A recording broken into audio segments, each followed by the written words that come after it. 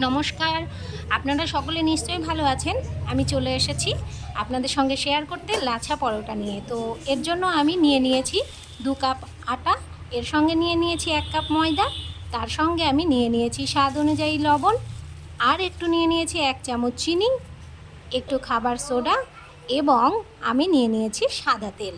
এইটাকে ভালো করে ময়াম দিয়ে নিয়ে হাত দিয়ে তারপরে আমি জল দিয়ে ভালো করে চটকে মেখে নিয়েছি। আটাটাকে এমনভাবে মাখবো যাতে করে না নরম হবে না শক্ত হবে, কিন্তু সফট হবে।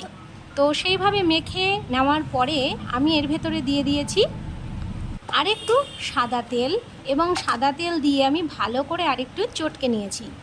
ভালো করে মেখে নেওয়ার পরে এইগুলোকে আমি গোল গোল একটু বড় বড় মণ্ড তৈরি করে হাতে ঘুরিয়ে নিয়েছি, এবং গোল করে নেওয়ার পরে আমি এগুলোকে বেলে নিয়েছি। এবং এগুলো একটু পাতলা করেই বেলতে হবে, একটু বড় করে পাতলা করে বেলার পরে এটাকে আমি লাচ্ছা পরোটার মতো করে মুড়িয়ে নিয়েছি। খুব ভালো খেতে লাগে এই লাচ্ছা পরোটা বাড়িতে তৈরি করে ফেললে।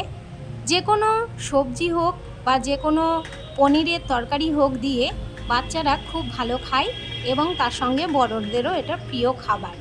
তো আপনারা ট্রাই করে অবশ্যই দেখবেন। আপনাদের ভালো লাগলে একটা কমেন্ট করবেন, ভিডিওটি লাইক করবেন, শেয়ার করবেন।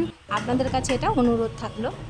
তো এইবার আমি কড়াইতে তেল গরম করতে দিয়ে আমি পরোটাটা দিয়ে দিয়েছি এবং হালকা তেলে ভেজে নিয়েছি। তেল খুবই কম লাগে, কিন্তু খেতেও সুস্বাদু হয়। এইবার পনিরের তরকারি দিয়ে গরম গরম পরিবেশন।